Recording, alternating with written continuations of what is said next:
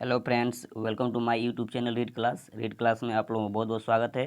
देखिए, जैसा कि मैंने क्लास 10th वाले के लिए जो भी 2024 में एग्जाम देने वाले हैं उनके लिए भी ऑब्जेक्टिव मैंने चूज किया है, जो कि या तो कहीं कहीं ये क्वेश्चन पेपर से है या तो गैस पेपर से। हमने क्वेश्चन को अब तक जो भी क्वेश्चन पूछा हुआ है, देखिए सारी चीज़ें 19 में, 15 में, यानी जब भी जो भी इसमें क्वेश्चन सेलेक्टेड है पूछा हुआ क्वेश्चन है। चलिए बिना देर के वीडियो को स्टार्ट करते हैं। क्वेश्चन नंबर 1 है। क्वेश्चन नंबर 1 है, समान नेत्र के लिए दूर बिंदु है। कहने का मतलब जो आँख मेरी है वो ज़्यादा से ज़्यादा कितने दूर तक देख सकती है। समान नेत्र जो होती है, क्या 25 सेंटीमीटर, बी में है 25 मीटर, ए में है, बी में है आपका 25 सेंटीमीटर, सी में है 25 मिमी यानी होता है, और डी में अनंत। तो समान आँख की जो है ना दूर बिंदु पूछे जब भी, तो अनंत उसका लिमिट नहीं हम लोग कहाँ था, जो कि ऑप्शन नंबर डी आपका सही है। चलिए अगले क्वेश्चन को देखते हैं। क्वेश्चन नंबर 2 है, अभिनेत्र लेंस की फोकस दूरी में परिवर्तन किया जाता है। बोलता है कि अभिनेत्र लेंस की फोकस दूरी में परिवर्तन किया जाता है। किस में परिवर्तन किया जाता है? पुतली द्वारा, दृष्टिपटल द्वारा, पक्षमाभि द्वारा, परितालिका द्वारा। तो ये जो परिवर्तन किया जाता है ये पक्षमाभि द्वारा किया जाता है। ऑप्शन नंबर सी आपका करेक्ट हो जाएगा। नेक्स्ट क्वेश्चन चलते, क्वेश्चन नंबर 3 में है, स्पेक्ट्रम में किस रंग की किरण का झुकाव अधिक होता है? स्पेक्ट्रम जो बनता है वो 7 रंगों में विभक्त होता है। तो मैं देखिए यहाँ से आपका 7 रंग, 1 2 3 4 इस तरह कर कितना 7 रंग विभक्त होता है। तो नीचे वाला जो होता है सबसे बैगनी होता है।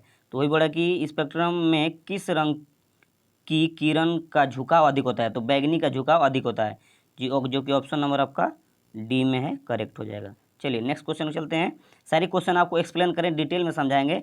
शायद आपको यूट्यूब इस तरह का समझाने का ट्रिक नहीं मिलेगा। चलिए अगला क्वेश्चन देखिए, स्पेक्ट्रम प्राप्त करने के लिए किसका उपयोग होता है? किसका उपयोग करते हैं हम स्पेक्ट्रम प्राप्त करने के लिए? कांच की झिल्ली, बोला सिल्ली, अवतल दर्पण, उत्तल लेंस, प्रिज्म। तो जब हम लोग स्पेक्ट्रम पे 7 रंग विभक्त होकर प्राप्त करते हैं वो प्रिज्म पे बनता है। ये किस पे?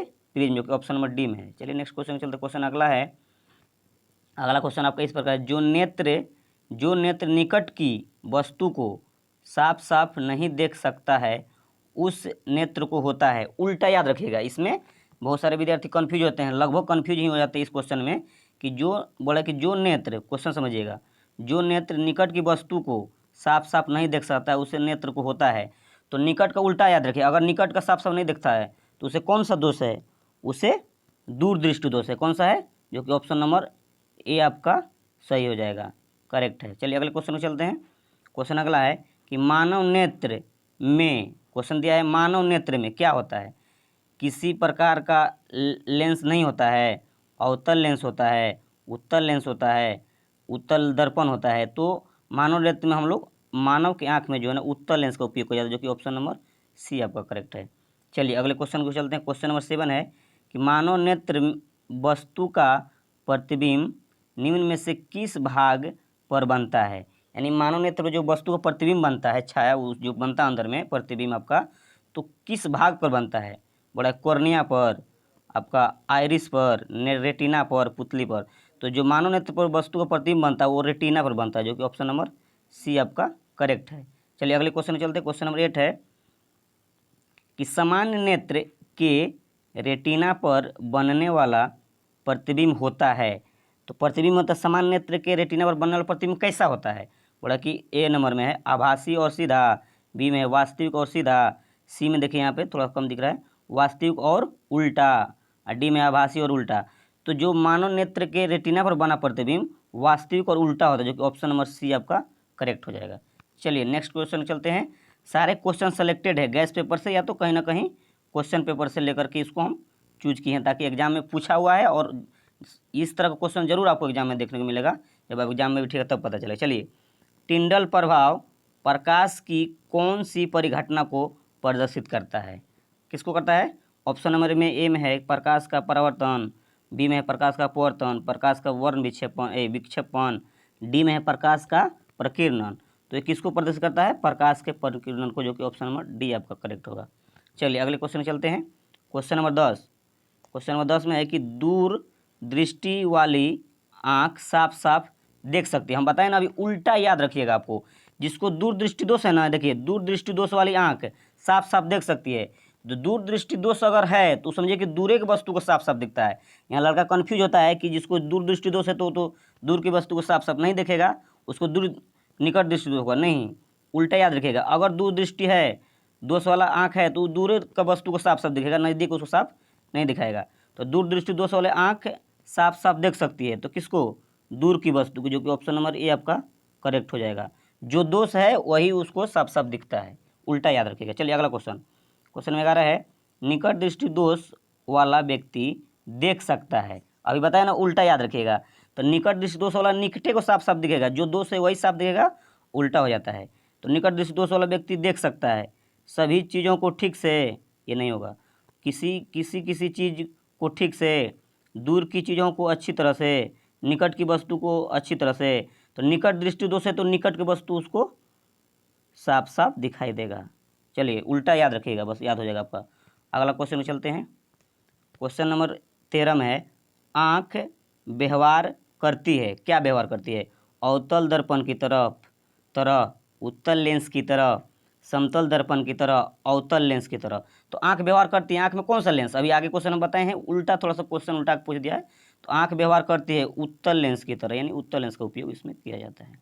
अगला क्वेश्चन, क्वेश्चन नंबर 14, सामान्य आँख के लिए स्पष्ट दर्शन की न्यूनतम दूरी, अधिकतम पूछेगा तो आप लोग याद रखिएगा अनंत मारिएगा, और जैसे ही न्यूनतम दूरी पूछेगा मैं कम से कम क्या दिखेगा, हम कितना दूरी तक, तो 25 सेंटीमीटर, जो कि ऑप्शन इसमें याद रखिएगा, सेंटीमीटर सेमीमीटर मिमी देख के मारिएगा, ये 25 सेंटीमीटर मारना है आपको। चलिए अगला क्वेश्चन, क्वेश्चन 15 में है, दृष्टि दोष के निवारण के लिए अवतल लेंस का उपयोग किया जाता है। किस में उपयोग किया जाता है? दूर दृष्टि दोष के निवारण के लिए। देखिए दूर दृष्टि दोष है तो दूर की वस्तु को साफ साफ देख रहा है, नज़दीक नहीं दिख रहा है, तो नज़दीक में हम लोग कौन सा यूज करते हैं? नज़दीक के लिए हम लोग निकट दृष्टि, ये क्या हो जाएगा, ये बोला कि दूर दृष्टि दोष निवारण के लिए अवतल लेंस का उपयोग किया जाता है। अवतल लेंस का उपयोग किया जाता है किस तरह का? दूर दृष्टि दोष के निवारण के लिए क्या यूज करेंगे हम लोग? देखिए आप लोग क्वेश्चन पहले क्लियर समझिए, कन्फ्यूज नहीं होना है। बोला किस दृष्टि दोष के निवारण के लिए अवतल लेंस का उपयोग किया जाता है। अवतल लेंस लगाते हैं किसके लिए? निकट दृष्टि दोष के लिए। किसके लिए? निकट दृष्टि दोष को दूर करने के लिए हम लोग अवतल लेंस का उपयोग करते हैं। चलिए अगला क्वेश्चन, क्वेश्चन नंबर 16 है, दूर दृष्टि दोष वाले मनुष्य के चश्मे होते हैं। तो दूर दृष्टि जिसको हो गया तो दूर की वस्तु साफ साफ नहीं दिख रहा है, तो दिख रहा है दूर दृष्टि दोष है, इसका मतलब दूर का वस्तु साफ साफ दिख रहा है, निकट का नहीं दिख रहा है। तो अभी बताएं हम निकट नहीं दिख रहा है, उसमें कौन सा लेंस? अवतल लेंस का उपयोग होता है। उल्टा याद रखना है आपको बस। तो दूर दृष्टि दोष के वाले मनुष्य को किस चश्मे का होता है, कैसा होता है?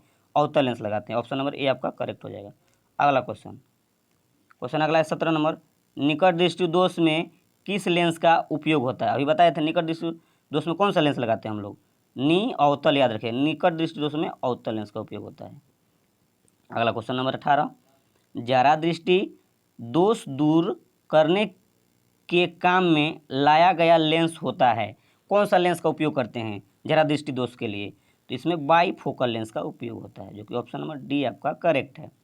चलिए अगले क्वेश्चन नंबर 19, श्वेत प्रकाश में कितने वर्ण होते हैं? आप लोग श्वेत प्रकाश में कितने रंग होते हैं? तो श्वेत प्रकाश 7 रंगों का मिश्रण होता है। तो ऑप्शन में ए 3, बी में 4, सी में 5, नहीं डी जो कि आपका 7 होगा, करेक्ट। एकदम आसान तरीके से समझा देंगे आप लोग सीधे। बस आपको करना क्या है, इतना मेहनत करें, लाइक कीजिएगा, सब्सक्राइब कीजिएगा और दोस्तों को ज़्यादा शेयर कीजिएगा। और बेल आइकन, अगर आप इस चैनल पे नए हैं रीड क्लास पे, तो सब्सक्राइब, बेल आइकन दबा लेंगे और सब्सक्राइब कर लें चैनल को। चलिए आगे बढ़ते, ताकि बेल आइकन दबाएंगे तो नोटिफिकेशन आपको समय पे मिलता रहेगा। अगला क्वेश्चन, श्वेत प्रकाश की किरण जब किसी प्रिज्म से होकर गुजरती है तब जो वर्ण सबसे अधिक विचलित होता है वह है, कौन सा रंग सबसे अधिक विचलित होता है? तो सबसे नीचे बैगनी होता है, वो सबसे ज़्यादा विचलित हो जाए, जो कि सबसे नीचे है। तो सबसे नीचे कौन बनता है? बैगनी, ये सबसे अधिक विचलित हो, जो कि ऑप्शन नंबर सी आपका करेक्ट है। चलिए अगला क्वेश्चन नंबर 21, श्वेत प्रकाश जब एक प्रिज्म से होकर गुजरता है तो वह वर्ण सबसे कम विचलित होता है। तो ऊपर लाल है, वो सबसे कम विचलित होता है, जो कि ऑप्शन नंबर आपका ए करेक्ट है। चलिए अगला क्वेश्चन में चलते हैं। क्वेश्चन अगला है कि प्रिज्म के भीतर से होकर गुजरने पर श्वेत प्रकाश के अपने विभिन्न घटकों में विभाजन को कहते हैं। प्रकाश का क्या कहते हैं? घटक में विभिन्न होता है, विचलन, प्रकीर्णन, वर्ण विक्षेपण, अपवर्तन। तो इसको हम लोग क्या बोलते हैं? वर्ण विक्षेपण बोलते हैं। क्या बोलते हैं? वर्ण विक्षेपण, जो कि ऑप्शन नंबर बी आपका करेक्ट हो जाएगा। चलिए अगला क्वेश्चन, क्वेश्चन नंबर 23, प्रकाश के किस वर्ण के लिए तरंगदैर्घ्य अधिकतम होता है? कहने का मतलब किस रंग का तरंगदैर्घ्य सबसे अधिक होता है? जैसे ही तरंगदैर्घ्य पूछे तो लाल रंग का तरंगदैर्घ्य सबसे अधिक होता है और प्रकीर्णन सबसे कम होता है। बस याद रखिएगा, लाल जिसका तरंगदैर्घ्य अधिक उसका प्रकीर्णन कम, तो लाल रंग का तरंगदैर्घ्य सबसे अधिक होता है, जो कि ऑप्शन नंबर ए सही हो जाएगा। आगे क्वेश्चन नंबर 24, प्रिज्म से निकलने के बाद श्वेत किरणें क्यों 7 रंगों में विभक्त हो जाती है? जब हम प्रिज्म से कोई रंग को, श्वेत प्रकाश को गुजारते हैं यानी बाहर करते हैं, तो किसके कारण जो है 7 रंग विभक्त होता है? ऑप्शन नंबर ए बोल रहा है प्रिज्म का अपना गुण है, ये नहीं होगा। प्रिज्म के कारण प्रकाश रंगीन हो जाता है, ऐसा नहीं होता है। ऑप्शन नंबर सी, सूर्य का श्वेत प्रकाश 7 रंगों का मिश्रण है, इसका कोई कारण नहीं है।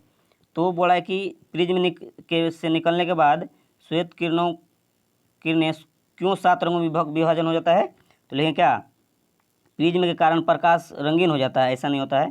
सूर्य का श्वेत प्रकाश 7 रंगों का मिश्रण, जो कि ऑप्शन नंबर देखिए आपका ये सी सही हो जाएगा।